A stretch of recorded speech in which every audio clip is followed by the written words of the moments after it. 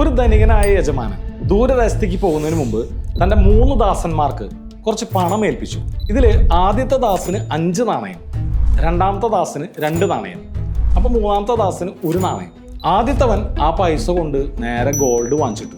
രണ്ടാമത്തവൻ അത് നിഫ്റ്റി മേടിച്ചിട്ടു. ഈ മൂന്നാമത്തവനോ അത് കൊണ്ടിട്ടത് നേരെ ബാങ്ക് FDയിലാണ്. പിന്നെ യജമാനൻ പോയി വന്നപ്പോൾ മൂന്നാമത്തവനെ പിടിച്ചങ്ങോട്ട് കൊടുന്നു.